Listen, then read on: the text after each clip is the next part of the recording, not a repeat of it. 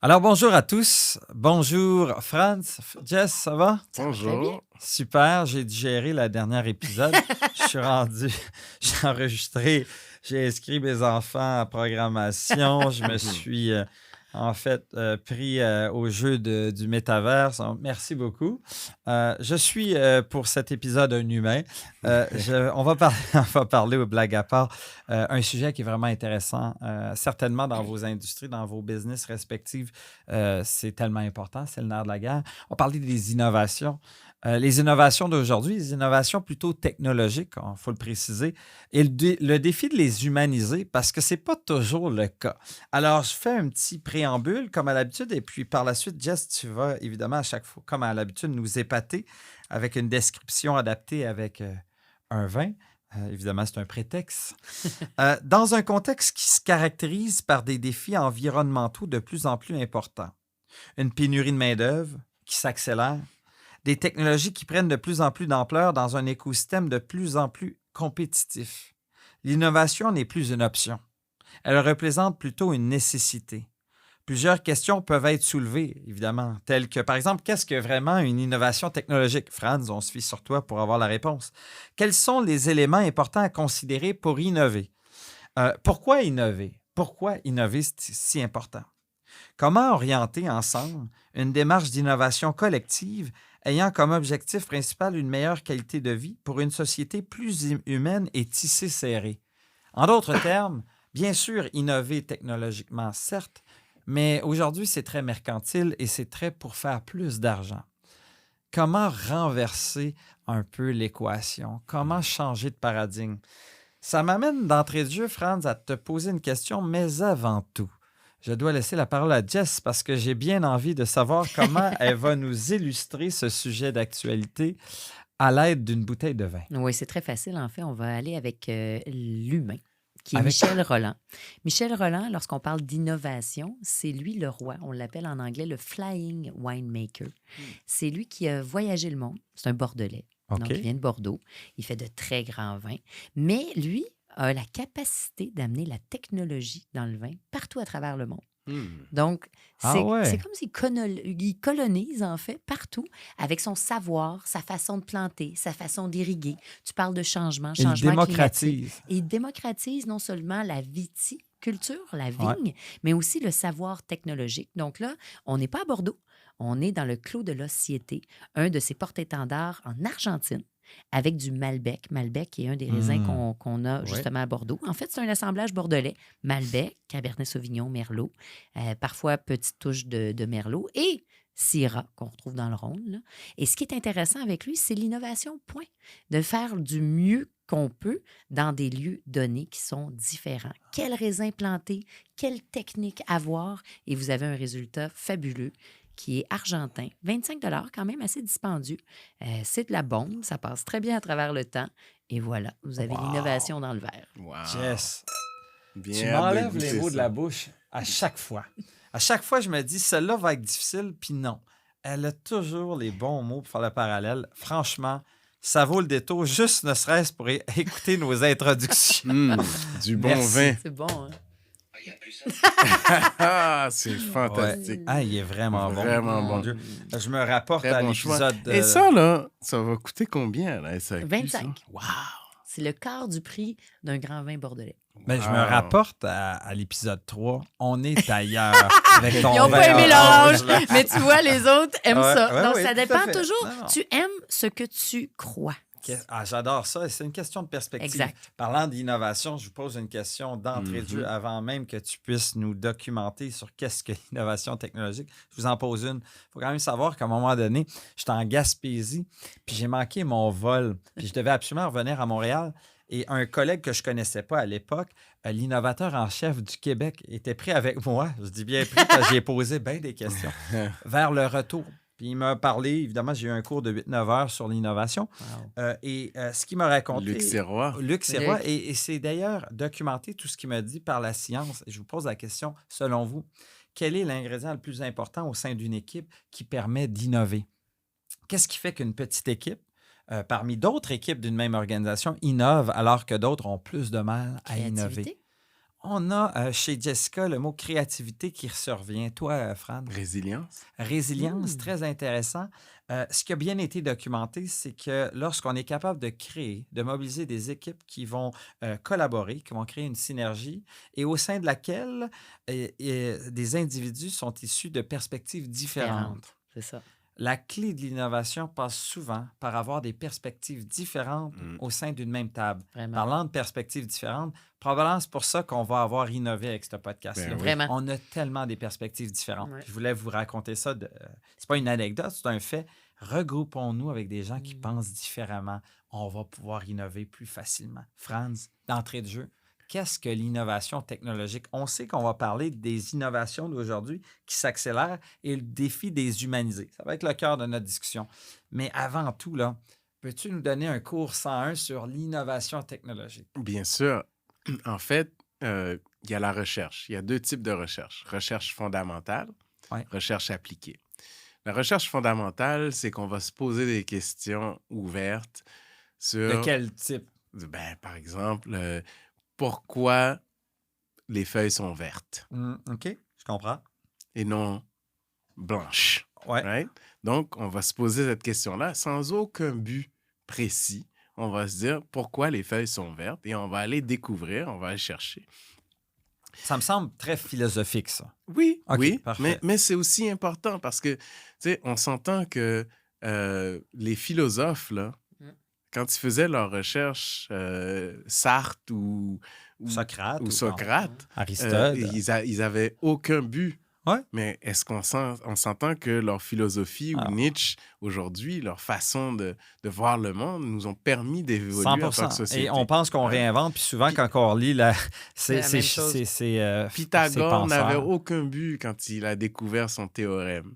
Très Mais- intéressant. Donc, recherche fondamentale et de l'autre côté? Voilà, recherche appliquée. La recherche appliquée, c'est ce que fait, par exemple, un Google ou un Apple qui se disent, on va faire de la recherche de l'intelligence artificielle pour améliorer la reconnaissance vocale. OK, par exemple. Donc, par exemple, maintenant que vous parlez avec votre télé Siri, cherche-moi le récent livre de Benoît Chalifoux. Mhm. Donc, Siri va reconnaître tes cordes vocaux malgré que j'ai un accent haïtien ou un accent francophone ou quelqu'un d'autre peut avoir un accent OK. plus indien. Donc, la recherche va pousser à ce que Siri va reconnaître, peu importe les accents, peu importe les acronymes locaux. Donc, ça, c'est recherche appliquée. Est-ce Maintenant. que la concept... ouais, OK, vas-y un Bon, peu. alors, de la recherche, Ouais. OK, il y a ce qu'on appelle la mise en œuvre Mhm. sur le marché. Donc, théorème de Pythagore, tout à l'heure, va être appliqué dans des modèles mathématiques qui vont être utilisés sur, par exemple, la détection des angles. Mhm. Donc, comment est-ce que tu vas construire un immeuble? Mais c'est basé sur bien des théories sur les angles. Et ça, c'est appliqué. Ça, c'est appliqué. Et même, ça peut même se transformer en un modèle d'affaires. Voilà, exact. Donc, alors là, ça devient appliqué et une fois que c'est rendu dans l'industrie, c'est transféré soit dans une industrie ou dans un produit, là, ça devient une innovation. Donc, l'innovation doit avoir une utilité, Mhm. doit être applicable quelque part. Une utilité et commerciable, j'imagine? Commercialisable, pas nécessairement, Non, c'est parce ça. que l'innovation sociale, c'est aussi important. Mhm. Donc, innover dans les façons de servir les gens, c'est aussi important parce que, par exemple, si on fait de la recherche psychologique, on s'entend que les gens qui sont gauchers aiment mieux se faire servir du côté gauche. Hmm. Ben là, tu vas innover dans ta façon de servir, tu vas passer à gauche de la personne parce que la personne est gauchère. Intéressant. Donc, c'est de l'application. Donc, c'est la mise en œuvre. Alors, donc, quand on innove en technologie, c'est qu'on a pris une technologie, on l'a appliquée, on a pris une découverte, pardon, on l'a appliquée à un produit et on la met sur le marché. Donc, ça peut être commercialisé ou transféré Ouais. tout simplement à l'industrie. Sachant que les technologies représentent 80% des outils qu'on utilise. Hein? Donc, c'est pour Ah ça oui. que souvent, on associe innovation avec technologie. Jess, il faut que je te pose la question. Tu es réputée pour être très innovante dans ton domaine. Tu sors toutes sortes de choses, puis ça fonctionne à chaque fois. Non, mais c'est vrai, on te trouve partout et ça fonctionne. Tu innoves à ta manière. C'est quoi ta recette, toi, pour innover, pour faire en sorte qu'à chaque fois que tu sors un produit, que ce soit un jeu de société, que ce soit des verres, d'ailleurs, ils sont superbes, tes verres, Merci.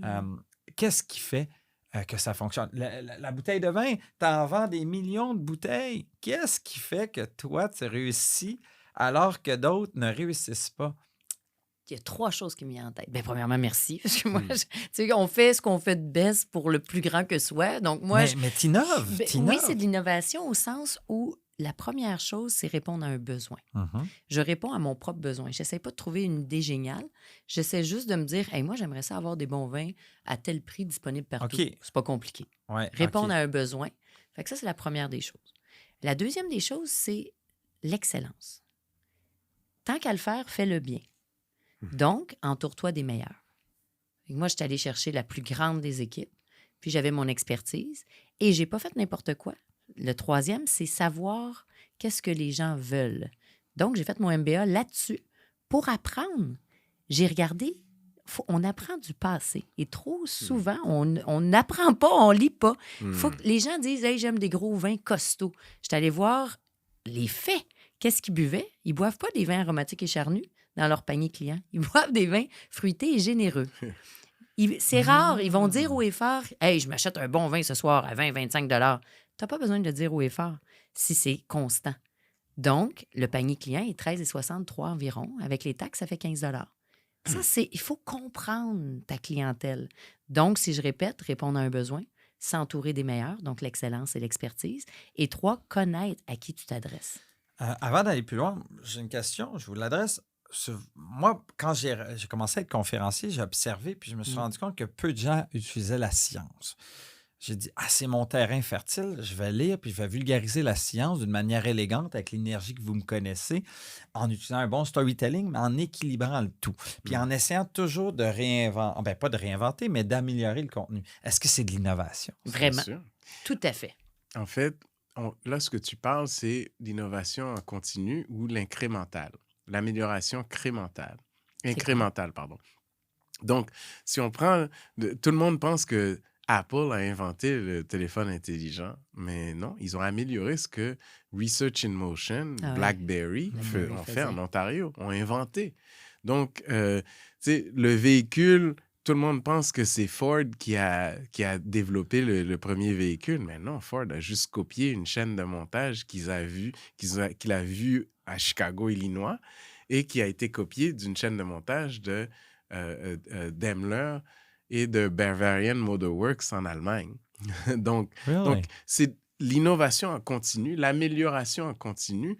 En fait, les plus grandes innovations sont c'est de l'incrémental. C'est la multitude de micro-améliorations au fil du temps. Ça me fait beaucoup penser à la théorie des gains marginaux que j'aime beaucoup, que j'applique au quotidien, que vous parliez dans les épisodes précédents, quand vous parliez d'autodiscipline, la loi du 1 1 mieux à tous les jours. Tout le temps. Ça fait des augmentations fantastiques à la fin d'une année. Absolument. Bon, OK. Alors, maintenant que tu... Mais c'est important, les grandes inventions qui impactent le monde, comme l'Internet, ça fait des années que ça a été inventé, l'Internet. Ça fait au-dessus de 40 ans. Par le militaire. Oui. Mais aujourd'hui, l'Internet est beaucoup mieux. Et dans 20 ans, l'Internet va être encore beaucoup mieux. Ça va être où, tu sais? Right? Donc, mais c'est de l'amélioration en continu. C'est de l'innovation. Et plus le terrain est ouvert à plus grand nombre de monde, plus on a des chances d'innovation extraordinaires. Il y a quelque chose qui me monte. Je ne sais pas si c'était Ford, je pense que oui. C'est lui qui avait décidé, si ce n'est pas lui, vous me corrigez, là, mais il voulait un moteur coulé en une seule pièce. Puis tout le monde, il disait non, c'est impossible, c'est impossible, c'est impossible. Puis il a dit, mais faites-le possible. Donc, pour rendre l'impossible possible, il faut 3 choses. Il faut y croire. Il faut avoir les bonnes ressources, que ce soit financières et aussi l'excellence à la table, dans le sens d'expertise. Puis un jour, pouf, c'est arrivé, le moteur, une pièce a vu le jour. Et moi, dans mes projets, tout à l'heure, je t'entendais, puis ça me fait drôle, j'ai ressenti comme des fleurs tout d'un coup. Je me suis dit, il me semble que j'ai rien fait de grand, parce qu'on voit toujours ceux qui font plus grand que soi, mais il y a une chose que j'ai faite, c'est que j'ai cru. Parce que si j'avais écouté les autres, je serais arrivée à rien.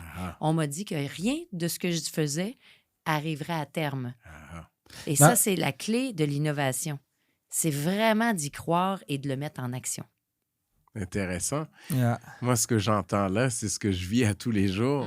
Mais le point que tu amènes, c'est pour ça que quand tu as posé la question, la résilience, parce qu'il faut être patient. Oui. Il faut vraiment faire essai-erreur pour arriver à de grandes innovations. Vraiment. Beaucoup De d'itérations. s'enfarger, de trébucher. Chose qu'on. Et vous savez quoi? Moi, j'aime beaucoup comme terrain de jeu mes enfants. Ils m'apprennent plus que je leur apprends, ça, c'est clair. Et eux, ils sont résilients. Eux, ils trébuchent et ils apprennent. Oui. Eux, ils sont créatifs. Oui. Il semblerait que notre système d'éducation fait quelque chose de mauvais parce que leur créativité s'effrite avec le temps.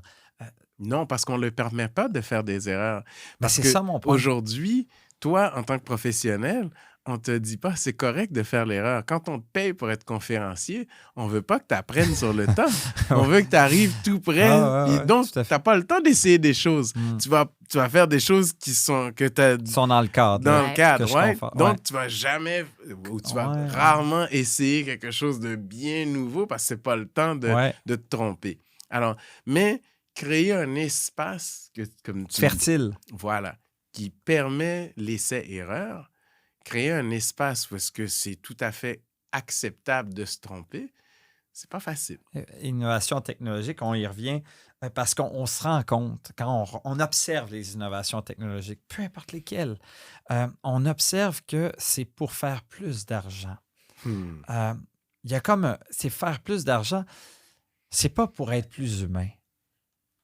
Je ne sais pas si vous avez fait ce même constat, mais quand vous regardez, là, on n'a jamais travaillé autant d'heures. Donc, finalement, la semaine idéale de 4 jours semaine, ça n'existe pas encore. Il y en a dans certains endroits. Il y a certaines organisations plus innovantes qui l'offrent. Mais la moyenne des moyennes, on innove, mais on a de moins en moins de temps. Donc, comment ça se fait? Je voudrais avoir votre point de vue. Comment ça se fait qu'on a innové tant? Et tu l'as bien mentionné, d'ailleurs, tu devrais réfléchir à une carrière de prof. Tu es très Il est bon pour... tellement bon. Ouais, vous êtes excellents, les deux. Mais comment réussir à changer de ce paradigme-là? Premièrement, il n'y a pas d'argent à être professeur. Non, blague à part. Conférencier. Ouais, conférencier, c'est pas pire. Tu vois? Ça, c'est, Moi, je ça, vois c'est toujours de la l'innovation. solution. Ça, Ouais, c'est moi, de l'innovation. Mais en fait, t'as raison. C'est qu'on vit dans un monde où est-ce que l'argent est important. Ça prend les moyens. Ouais. Et sans les moyens financiers, c'est très difficile de faire des choses très... Qui changent le monde. Oui, c'est très, très OK, difficile. mais un coup que tu as l'argent et que tu innoves, malgré tout, Franz, tu travailles plus. Oui, 100%. Pourquoi? Comment ça se fait qu'on n'est pas capable d'innover pour dire « Hey, on va profiter de notre humanité davantage. On va profiter du temps avec la famille davantage. » Ben non. On est rendu avec le train Via Rail. On l'a booké en ligne en quelques secondes. Mais on rentre dans le train Via Rail puis on se met à travailler. Puis on multiplie les heures de travail. Puis chaque minute, on le consacre à travailler. Comment ça se fait? L'insécurité. Mhm. Moi, je vais répondre à ça. Vas-y. J'aime vraiment le mot insécurité. C'est des choix. Et nous sommes la somme de nos choix. Point. Je pense que quand tu n'es pas bien Ouais. dans ton contexte, c'est ce que tu fais. Tu t'échappes. Tu t'échappes dans le travail. Tu t'échappes parce que tu n'es pas bien avec toi-même. Moi, il y a quelqu'un qui m'a écrit. Là, il m'a dit « Mon Dieu, que j'aimerais pas ta vie. » Je dis « Ah oui? Pourquoi? » Il dit « Je serais pas capable de te suivre. » Il dit « T'es partout. » Puis tout ça, j'ai dit « Tout est une question de perception. » J'ai pris une photo. J'étais en train de lire. Fait que j'ai dit « Moi, j'ai beaucoup de temps. C'est un choix. Ouais. Je pourrais ne jamais cesser d'être sur le treadmill. Plus je plante des graines, c'est Ben, le fun. bien Je sûr, vais avoir des tomates bien à sûr. l'os, mais après ça, il faut que j'aille beaucoup de monde qui vont venir m'aider pour cultiver les tomates. Puis après ça, il faut que j'aille beaucoup de gens qui mangent les tomates. Sinon, ils vont pourrir. Donc, il faut savoir pour qui, pourquoi tu le fais. Puis après ça, de t'arrêter et d'être bien dans tes choix. Paradoxe du choix. Très intéressant. Ça m'amène, Franz, parce que ça me rappelle le premier épisode où tu parles que la technologie, c'est pas le méchant, c'est l'humain qui l'utilise mal. C'est encore la même affaire pour l'innovation. 100%. Pareil. En fait, regarde, Bill Gates, il a décidé de prendre tout son argent, tout l'argent qu'il a réussi à faire durant sa carrière, et il s'est dit, la très grande partie, maintenant, je vais l'utiliser pour éradiquer des fléaux qui affectent les plus démunis au monde. Choléra, malaria. Mhm. Il y a une cause. Ouais. Absolument. Une grande cause. Donc, ça prend de l'argent, ça prend les moyens pour adresser des enjeux. Et si moi, je ramène ça à moi, personnellement, moi, je veux faire de l'argent parce que j'ai des causes qui me tiennent à cœur. Donc, je veux innover le plus possible pour faire le plus d'argent possible pour être en mesure d'investir dans les causes qui me sont chères, le plus d'argent que je peux investir. Donc, ça, ce sont des choix.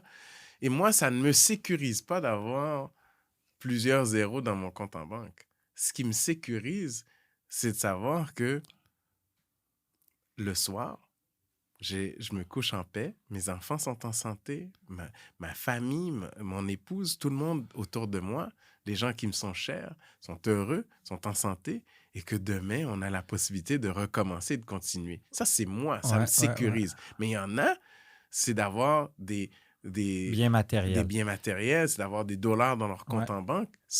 Bon point que vous soulevez. Qui a mentionné insécurité en premier? Là? C'était parce que tu as rebondi. Parce que c'est tellement vrai. Souvent, je dis aux gens, moi, je vis très bien ma vie, mais je n'ai pas besoin de tout ça. Fait que souvent, j'ai la chance de ne pas avoir besoin de grand-chose pour vivre. Oui, il y a la richesse, par exemple. Je pense que la notion de richesse est mal interprétée. Absolument. Parce qu'on parle d'argent et l'argent est un outil et c'est archi important. Mais pour savoir quoi en faire de cet argent-là. Parce que si, moi, je connais beaucoup de gens riches et très riches qui sont, à mes yeux, très, très, très, très pauvres pour deux raisons. Absolument emprisonnés dans leur cadre social. Ils n'en ont pas de temps. Fait que moi, quand je voyage, ils ne peuvent pas me suivre. Fait que moi, je trouve ça pauvre. Excusez. Que ce soit un jugement ou pas, mais je trouve ça triste. Si t'es président ou présidente de ta compagnie puis tu peux pas avoir du temps pour voyager, c'est désolant. Ça veut dire que si ton enfant est malade, tu peux pas t'en aller non plus? Je fais juste poser la question. Le temps, c'est réellement de l'argent. Donc, ça, c'est la richesse. Puis après ça, c'est la richesse de cœur. Tu as parlé de Bill Gates, des causes. Tu veux de l'argent pour faire du bien. Parce que si tu veux de l'argent pour te définir en titre de quelqu'un, tu ne seras jamais assez riche. Le livre Rich Dad, Poor Dad le prouve. Même si tu fais plein d'argent, tu vas être très pauvre parce que ce n'est pas géré, parce que tu ne seras jamais quelqu'un avec ça. Donc, mon point est le suivant. L'argent est un outil, mais pour être grand, il faut définir la richesse. Et la richesse est une richesse de cœur. Ah ben là, ça me mérite d'être rien de plus simple. Non, c'est très bon ce que tu dis. Mais comment réussir? Parce que là, vous venez de toucher un point, une corde sensible qui m'est chère. Comment, oui, ça nous rend plus productifs. Ça nous permet de faire des choses extraordinaires, des innovations. Mais comment le défi de travailler moins? Comment réussir? Puis il y en a qui carburent par le travail, puis c'est bien correct, ou des causes. Mais comment, tout en étant plus productif, on est capable de se recentrer sur l'essentiel? Mais je suis trop philosophique. Non, c'est très bon. Non, je comprends bien. C'est une bonne question.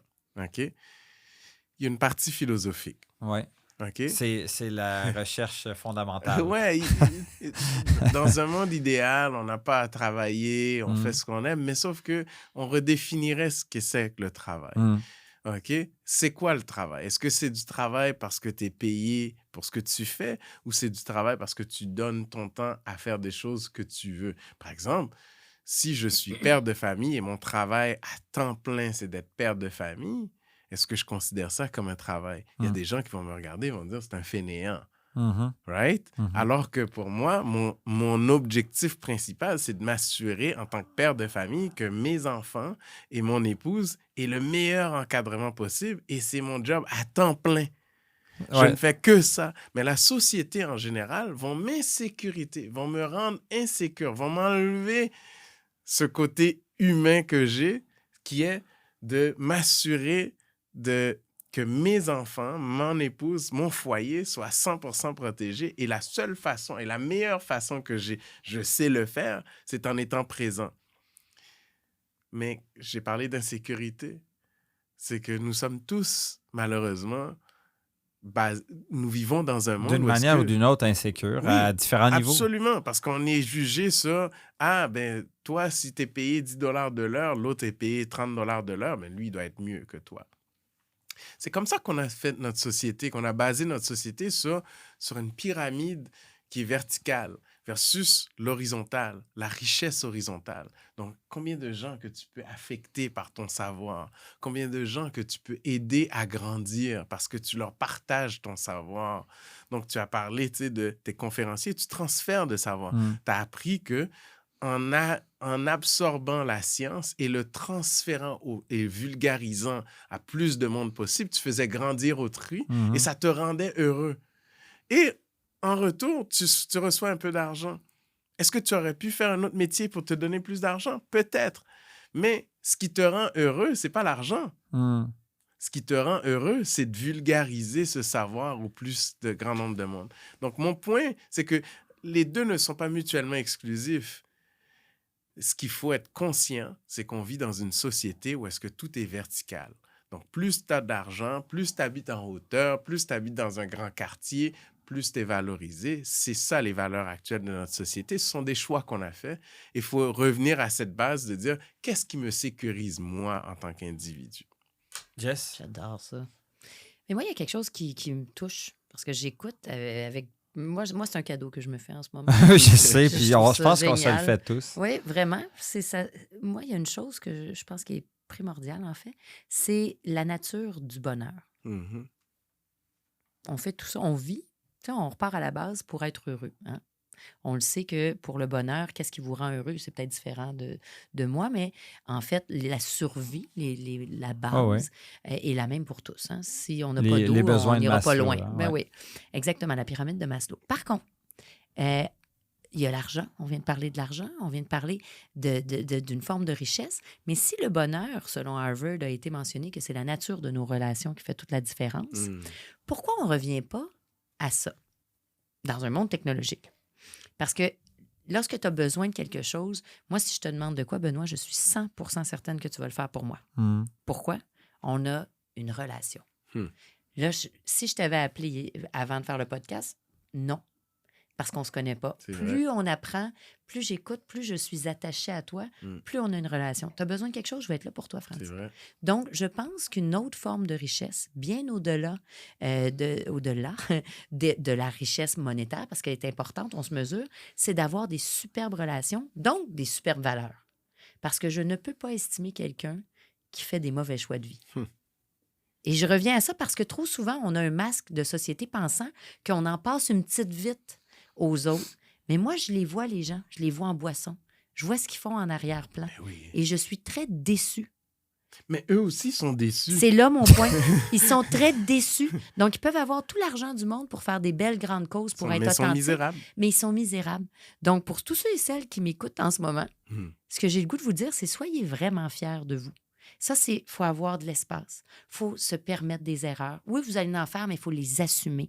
Est-ce que vous assumez tout ce que vous faites? Et c'est là la vraie richesse. Et c'est d'ailleurs là se trouve l'innovation. Quand on fait des erreurs, on pivote, on apprend. Oui. Moi, ce que je comprends de vos différentes interventions, c'est qu'il faut avoir un cadre pour innover. Il faut aussi avoir une cause. En fait, quand on a une cause, on va innover pour les bonnes raisons et on va humaniser. Le résultat, c'est d'humaniser ce qu'on fait. Mais Benoît, si je me permets une petite parenthèse, il faut pas oublier des gens qui vivent une passion à travers leur travail, leur profession. Moi, je vois des médecins qui ont innové toute leur vie pour sauver des vies. Parce qu'ils ont une cause. Ils sont passionnés. Oui, mais il y a une cause. Ils sont là parce qu'ils veulent être là, pas parce qu'ils doivent être là. Appelons ça comme on veut, mais ils sont passionnés. Ils voient pas l'heure, ils voient pas. Ben comme toi, comme Jess, tu les as, ils ont encore leur pager en passant, ils ont encore leur beeper là. Ça, c'est des ils se font texter à toutes 6 heures de matin. Oui, il y a une urgence. Ils ont une cause. Le sens est tellement profond. C'est la dévotion. C'est vrai. Puis le sens. Moi, j'ai un ami, son père s'est fait opérer à une tumeur la semaine dernière. Le mec n'a pas dormi de la nuit, le chirurgien. Le neurochirurgien. Et tu le voyais, il prenait le temps de tout expliquer. Il avait été là pour une cause. Sa cause est profonde. Il la comprend. Bon, alors, je vais te parler d'un livre qui s'appelle Free Willy. Free Willy. Free Willy, OK. Donc, libérons Willy. C'est le robot. Free, le mot free, Willy. OK? Willy, c'est le facteur. OK? Et Willy, là, sa joie de vivre, c'est tous les matins, c'est de livrer la lettre. J'ai entendu parler de ça. OK? Et lui, là, il s'en fout de la maison, il s'en fout du quartier. Il veut livrer le bonheur. C'est son travail. Donc, quand il pleut, qu'est-ce que fait Willy? Il prend toutes les lettres, il les met dans un sac de plastique parce qu'il veut s'assurer que les lettres ne soient pas mouillées. Et quand il neige, il s'assure que il les met dans un sac imperméable. Quand il fait trop soleil, s'il voit que c'est quelque chose qui risque d'être abîmé par le soleil, il les protège. Donc, Willy, sa vie, sa raison d'être, c'est la joie de livrer la lettre à la personne qui va recevoir. Donc, son métier, tu peux le regarder et dire c'est juste un facteur. Pour lui, il livre le bonheur. Ouais. J'adore ça. Oui, ben ça revient à l'analogie de deux personnes en France Donc, qui... je m'excuse, vas-y. parce que c'est la nuance entre la cause et la passion. Oui, mais il y a une cause derrière ça. C'est une nuance. Je ne suis pas en désaccord. Tout ce que je te dis, c'est que lui, là, pour lui, là, il a son dopamine, c'est de voir le sourire quand il livre avec la joie. Ouais. Donc, c'est une cause personnelle à lui. C'est très individuel. C'est très selfish, là, de dire, moi, là, mon bonheur, c'est de voir le sourire de Benoît quand je vais lui amener sa lettre. Puis il innove parce que tu n'as jamais eu un facteur à faire ça. Oui. Ben, un peu comme tu le fais dans ta business aussi. Je livre du bonheur. Ben oui, tout simplement. Ça me fait penser à ça. Est-ce que tu te voyais dans cette... Tout à fait, mais encore plus simplement, quand on me dit « Ah, ce vin-là, je l'aime pas », je dis « C'est le fun, il y a 12 500 autres vins. » C'est vrai. Tu sais, mon père m'a dit quelque chose, puis c'est une belle histoire. Il m'avait dit « Jess, t'es la plus belle. » Puis là, j'ai dit « Pourquoi je serais la plus belle? » Il dit « À mes yeux, tout le monde est plus beau dans les yeux de quelqu'un d'autre, mais t'es encore plus beau à tes propres yeux. » Donc, ça m'amène à dire que tout le monde est roi et reine dans sa maison. Tu peux toujours passer ta vie à regarder les maisons des autres, puis pas être dans la tienne. La plus belle maison pour toi, c'est celle dans laquelle tu vis. L'innovation, c'est ça. C'est perpétuellement innover, c'est d'améliorer quelque chose en laquelle tu crois, que ce soit pour une cause ou une sort passion. est le sort des gens. En fait, c'est toujours plus grand que toi. Le but de la vie, c'est ça. C'est de faire de ton mieux parce que tout le monde... Hein, moi, j'étais en mode survie en Afrique du Sud avec Guillaume Duluth. Et là, c'était pas le temps de voir les défauts de tout le monde. C'était réellement le temps parce qu'il y avait 3 léopards. Nous autres, on dormait là. Puis là, j'ai trouvé la fosse à léopard avec les os. Ça me tentait pas d'avoir l'air de ça.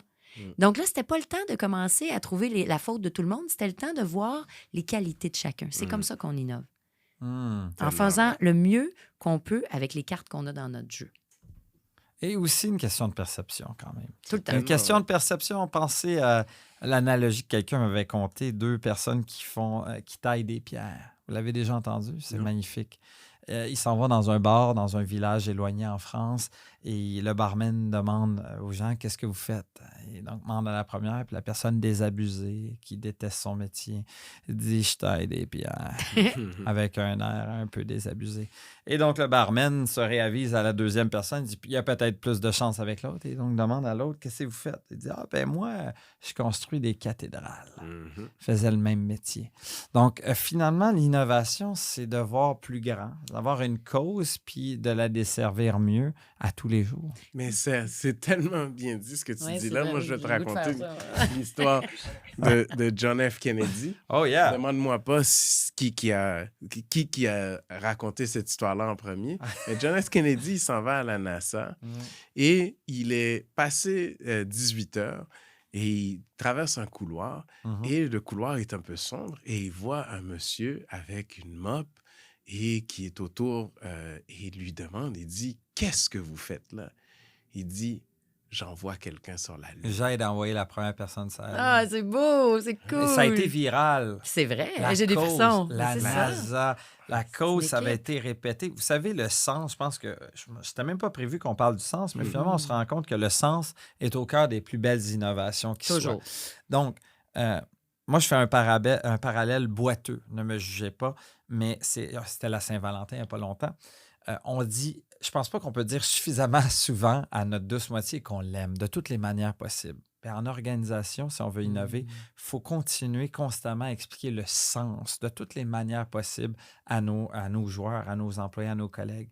le sens, la cause nous permet d'évoluer et nous permet d'innover. Êtes-vous d'accord avec ça? 100%, tout en réduisant le plus possible les barrières qui empêchent la collaboration, qui empêchent le dialogue, les communications, qui empêchent l'essai-erreur. L'essai-erreur. Donc, le filet de sécurité psychologique, on y reviendra d'ailleurs dans un autre épisode, et cette capacité à responsabiliser les individus des équipes pour qu'ils essaient, qu'ils pivotent, qu'ils trébuchent. Mhm. Ça favorise l'innovation. Fondamental.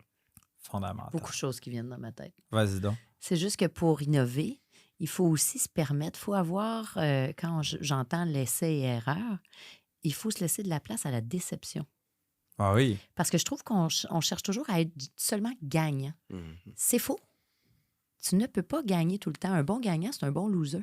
C'est quelqu'un qui sait profondément qu'il va perdre pas mal plus souvent qu'il va gagner. Mhm. Et on dit, ah non, on ne perd jamais, on ne fait qu'apprendre. Hey, mettez les mots que vous voulez, là. Le bien, le mal existe. Il faut arrêter d'être dupe et de se mentir à soi-même. C'est là qu'on est déçu. Puis moi, je vois beaucoup de beaux potentiels qui ne connaissent pas leur valeur. Ils accordent beaucoup plus de valeur dans le regard de l'autre. Ce que je vous disais tout à l'heure. Mhm. Moi, je suis loin d'être la plus belle du monde, mais je choisis mon équipe. C'est comme ça que j'innove. Donc, je pense que Autour de meilleures personnes, Oui, différents bagages. exactement. D'être capable de travailler en équipe, c'est déjà beaucoup. D'écouter. Parce que si tu fais ce que tu fais de best, mais que tu fais toujours les mêmes erreurs, comment vas-tu apprendre à faire mieux? Fait qu'il faut que tu sois capable d'être avec des gens que tu estimes, qui vont te montrer à faire autrement. C'est comme ça qu'on apprend. Puis oui, tu vas perdre. Je dis le tu parce que je m'adresse à tout le monde qui écoute. Mhm. Puis si tu te donnes la place à perdre dans l'essai-erreur, c'est là que tu deviens réellement gagnant puis t'innoves. Moi, je peux pas m'empêcher. Je suis sûr Ouais. que tu penses à la même affaire, Franz, le sport. Parce oui. que, Ben oui. tu as pensé à la même Pareil. affaire. Parce que les gens les plus créatifs, innovants, qui ont révolutionné toutes sortes de sports confondus, on pense au soccer, on est en unisson là-dessus, c'est des gens qui avaient une grande confiance en eux. Une tellement grande confiance qu'ils essayaient en plein match des choses qu'ils n'avaient jamais essayé avant. Donc, la confiance en soi, le safe space de pouvoir aussi créer est essentiel. Hein? Le sport est un bel écosystème dans lequel on apprend dans la défaite. Puis c'est Ouais, la défaite, c'est Thierry. ça. Il n'y a pas d'autre mot. Non. Mais on reprend le prochain match, on essaie de nouvelles choses, puis on pivote. Puis tu te pratiques, puis tu te On se pratiques, puis pratique. tu te pratiques. Donc, la persévérance. Il y a beaucoup de choses qui me viennent en tête. Ça me fait beaucoup réfléchir pour mes prochaines conférences, ça, c'est sûr. Mot de la fin, comment réussir à la transmettre, qu'elle soit plus contagieuse, qu'on contamine les gens avec cette capacité d'innover pour mieux humaniser. Mot de la fin, Jess, Franz. De faire ce qu'on fait là. Oui. Puis j'ai lu un livre qui disait, c'est pas important le nombre de personnes que tu contamines positivement, ne serait-ce qu'une seule personne. Donc, de partager, de prendre votre micro, d'avoir une voix, c'est important, puis ça peut changer la vie de quelqu'un d'autre. Donc, tu sais, quand on dit qu'il n'y a rien qui change, c'est faux. On est en transmutation tout le temps. Yes. Donc, je pense que de prendre action, tu parlais d'aller voter, de prendre la parole, puis d'être ouvert, par contre, ça fait un énorme changement dans l'innovation. Ben, moi, je pense il faut penser aux prochaines générations. Ah oui. Donc, tu sais, il faut laisser la place, il faut bâtir des ponts, il faut être des connecteurs. Donc l'innovation, c'est pas unidirectionnel. Ça va dans tous les sens. Puis, plus que jamais, éventuellement, j'imagine qu'un jour, on en parlera, mais plus que jamais, il nous faut penser à la société. Il faut penser à la génération qui s'en vient et leur génération, leurs enfants, Vraiment. leurs petits-enfants. Comment est-ce qu'on peut créer un environnement où est-ce qu'on peut continuer à progresser en tant qu'humain, en tant que société, mais tout en laissant une meilleure place. Un héritage. C'est beau. C'est vraiment ça. Superbe. Ça prend des réflexions, puis ça prend une prise de conscience aujourd'hui. Collective. Mm-hmm. Collective. Bien, super. Écoute, on en ressort vraiment grandi. 4e épisode riche en sensations avec du storytelling percutant, à commencer avec Free Willy, que je vais lire. Ça me dit quelque chose. Je pense que je l'ai même à la maison. Je vais l'amener en Guadeloupe. Je vais le lire verra. après toi. ouais. On va être ensemble. Super. Hey, merci de votre attention à tous. Et puis, évidemment, soyez bien rassurés qu'il y aura un 5e épisode rempli de belles surprises qui va vous attendre. Alors, cheers! Santé. Santé.